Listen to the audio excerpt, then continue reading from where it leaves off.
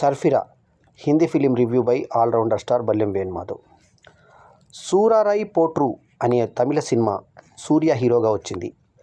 ఈ సినిమాలో హీరోయిన్ నటించింది అపర్ణ బాలమురళి. వీళ్ళిద్దరికీ కూడా ఉత్తమ నటుడు, ఉత్తమ నటి అవార్డులు తీసుకొచ్చిన సినిమా. 2020లో రిలీజ్ అయినటువంటి ఈ సినిమా ఘన విజయం సాధించింది. ఆకాశమే నీ హద్దురా ఇక్కడ ఓటీటీలో రిలీజ్ అయ్యి సుధా కొంగర రైటర్ కమ్ డైరెక్టర్కి, అంతకుముందు ఆమె వెంకటేష్ హీరోగా గురు సినిమాని డైరెక్ట్ చేసిన ఆమె తమిళంలో మాధవన్ను హీరోగా పెట్టి తీసిన సినిమా సుధా కొంగర ఇప్పుడు ఈ సినిమాను తీయడం జరిగింది.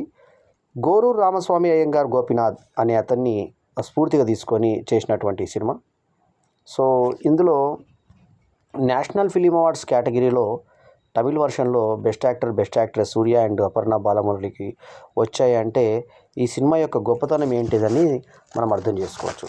ఇక ఈ సినిమా నిడి వచ్చి 2 గంటల 35 నిమిషాల బయోగ్రఫీ డ్రామా సినిమా. ఇది క్లియర్ యూ సర్టిఫికేట్ వచ్చిన ఈ సినిమాలో ఎటువంటి సెక్స్ అనిమేషన్ లేకుండా చాలా క్లీన్గా, నీట్గా ఉంది. 12 జూలై 2024 ఈ సినిమా రిలీజ్ అయింది. An incredible story set in the world of startups and aviation. Surfira will inspire the common man to dream big and to chase your dreams even if the world calls you crazy. So దీని యొక్క గొప్పతనము. వీరేంద్ర వీర్ మాత్రే అనేటువంటి పాత్రని అక్షయ్ కుమార్ అద్భుతంగా పోషించగా, పరేష్ రావల్ అక్కడ తమిళ్లో చేసిన పాత్రని ఇక్కడ కూడా పోషించడం జరిగింది పరేష్గా. రాధికా మదన్ హీరోయిన్గా చేసినటువంటి ఈ సినిమాలో తమిళ్లోనేమో అపర్ణ బాలమురళి చేసిన క్యారెక్టర్ని రాధికా మదన్ కూడా అద్భుతంగా యాక్ట్ చేసింది.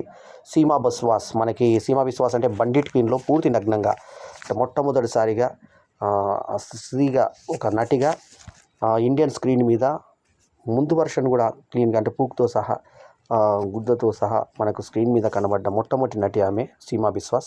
బండిట్ క్వీన్లో కనబడింది అట్లాగా, అంటే సెంటర్ కూడా బరివతలు కనబడ్డటువంటి హీరోయిన్. ఆమె తల్లి పాత్రలో అద్భుతంగా నటించింది ఈ సినిమాలో.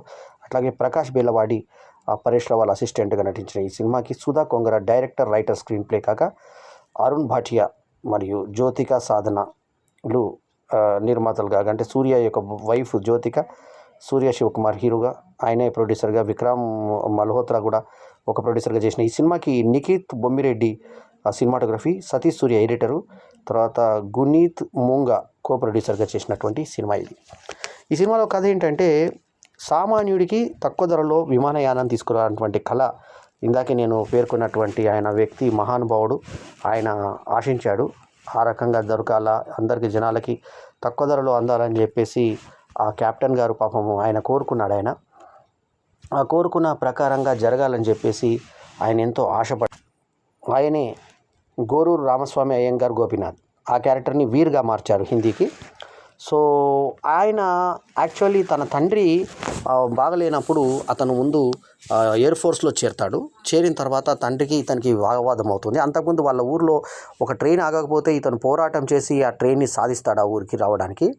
సో ఆ రకంగా పోరాట యోధుడైనటువంటి అతనికి తండ్రి శాంతియుతంగా వెళ్ళమంటే నువ్వు చేతగానివాడు కానీ తండ్రిని తిడితే తండ్రి ఇతన్ని నువ్వు నాకు జీవితంలో కనిపించకు అంటే ఈ పట్టుదలతో వెళ్ళి ఎయిర్ ఫోర్స్ చేరుతారు. ఆ తర్వాత తండ్రి సీరియస్గా ఉన్నప్పుడు టికెట్కి వెళ్ళడానికి వెళ్తే ఇతని దగ్గర డబ్బు లేదు. 5,000 రూపాయలు 200 ఎవరైనా అడుగుతుంటే అప్పుగా ఇవ్వండి అందరిని అడుగుతుంటే టికెట్ కోసము. మామూలు బిజినెస్ క్లాస్ కాకుండా ఆర్డినరీ క్లాస్, ఎకనామిక్ క్లాసు దొరకలేదంటే ఇంకా అతను బ్రతిలాడుతుంటాడు. ఇంకా 2 days తర్వాత ట్రైన్ ఉంది, నాన్నకు సీరియస్గా ఉంది వెళ్ళాలని చెప్పేసి అంటే ఇవ్వరు అడుక్కుంటున్నాం అని చెప్పేసి వాళ్ళందరూ గెంటేస్తారు బయటికి. సో అటువంటి పరిస్థితుల్లో తక్కువ ఉండడానికి ఇది తీసుకురావాలని అబ్దుల్ కలాంకు ఒక మీటింగ్ జరుగుతుంటే ఇతను ఒక లేడీ జర్నలిస్ట్కి అంతకుముందు ఇతను హెల్ప్ చేస్తాడు. అతను ఆయన అపాయింట్మెంట్ పరేష్ రావల్ అంటే ఒక పెద్ద బిజినెస్ మ్యాగ్నెట్ పరేష్ అనే పేరు మీద ఎయిర్లైన్స్ నడిపిస్తుంటాడు. అతని దగ్గరకు ఇతను వెళ్తాడు. సో ఇతను ఒక ఐడియాతోటి ఒక డక్కన్ ఎయిర్లైన్స్ అని చెప్పి ఇతను సొంతంగా పెట్టేటువంటి ప్రణాళికలు ఉంటాయి. స్టార్టింగ్లో పెళ్లి చూపులకు వెళ్తే చెంబు పట్టుకొని బయటకు వెళ్ళేది, గుద్దగడుక్కునేది కూడా ఊరవతల పొలాల్లో కనుక్కునేటువంటి పరిస్థితి ఉంటే ఆమెకు చీకట్లో టార్చ్ పట్టుకొని ఇతను వెళ్తాడు. అట్లా ఆమె ఈ పెళ్లి చూపులకు వచ్చి ఈ పేదరికాన్ని చూస్తే అంత నిజాయితీగా చెప్తాడు అతను. ఇతను నచ్చుతాడు ఆమెకి. ఆమె అంటుంది నేను బేకరీ చేయాలనుకుంటున్నాను అంటే ఈయన అనుకుంటాడు నేను ఎయిర్ ఫ్లోన్స్ సొంతంగా నడిపించాలనుకుంటున్నాను అంటాడు. నువ్వు అది నిజం చేసుకో, ఇది నేను నిజం చేసుకుంటే ఇద్దరం కలిసి పెళ్లి చేసుకుందాం అని చెప్పి పెళ్ళైందని అబద్ధం చెప్పి తర్వాత అతను బేకరీ సక్సెస్ అయిన తర్వాత ఇతను ఎంతో కష్టంగా అపాయింట్మెంట్ పరేష్ సంపాదిస్తే అక్కడ పరేష్ తన అసిస్టెంట్ తోటి ఇతని ఐడియా ఏంటో కనుక్కొని ఇతనికి దొంగ దెబ్బ కొడతాడు. కొట్టిన తర్వాత మొత్తానికి ఎంతో కింద మీద పడి అబ్దుల్ కలాంని పట్టుకొని పర్మిషన్ తెచ్చుకున్నాక కూడా మళ్ళీ కావాలి, బ్లూ ప్రింట్ కావాలని చెప్పేసి అమెరికా నుంచి వీళ్ళు ఏదైతే ఒక విమానాలని అద్దెకు తీసుకొని తక్కువ ధరలో కారు చౌకలో అంటే మూడో భాగం మామూలుగా రూపాయి ఉంటే అందులో 30 పైసలకే ప్రజలకు అందించాలి, ₹1 ఒక ప్రయాణం మిగిలిపోయిన టికెట్ ₹1 అమ్మాలి అనేటువంటి కొత్త కాన్సెప్ట్. ఒక బీదవాడు, మురికి కడిగేవాడు, ఆఖరికి చిన్న చిన్న పనులు చేసేవాళ్ళు, ఆఖరికి చేపలు అమ్ముకునేవాళ్ళు, బట్టలు కుట్టేటవాళ్ళు, ప్రతి చిన్న చిన్న లేబర్లు కూడా ప్లేన్ ఎక్కాలనేటువంటి ఒక ఆశయంతో ఇతను చేస్తే దానికి ఎంతో సహకరిస్తుంది తల్లి సీమా బిస్వాసు. ఇందాక చెప్పినట్టుగా అంతకుముందు నగ్నంగా నటించిన నటి తల్లి పాత్రలో అద్భుతంగా జీవించింది ఆమె. అట్లాగే తండ్రి పాత్ర చేసిన అతను కూడా బాగా చేశాడు. పరేష్ విల్లాన్గా అద్భుతంగా యాక్ట్ చేశాడు.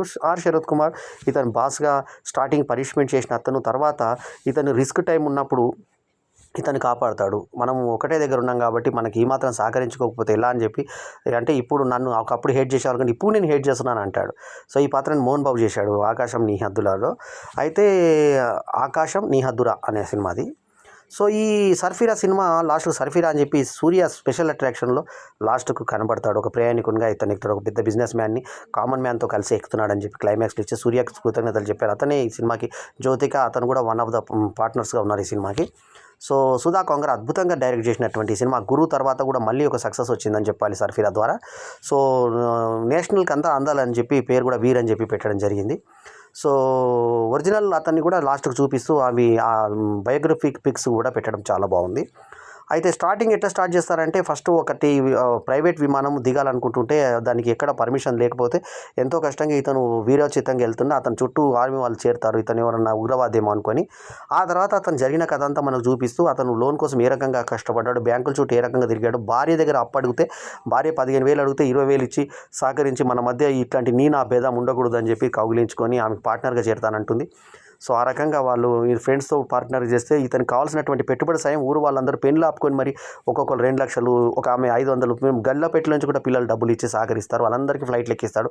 లాస్ట్గా సామాన్యునికి ఫ్లైట్ ఎక్కించేటువంటి విధానం చేస్తాడు. 2.5 గంటల దగ్గర సినిమా ఉన్నటువంటి ఈ సినిమా ఎక్కడ బోర్ కొట్టకుండా మనకు అలా సాగిపోతుందంటే, అద్భుతమైన సుధా కొంగర యొక్క స్క్రీన్ ప్లే కానీ, ఆ యొక్క పనితనం కానీ మనల్ని చాలా ఆకట్టుకునే విధంగా మనకి ఈ సినిమా మనకు కళ్ళకు కట్టిపడేస్తుంది సినిమా.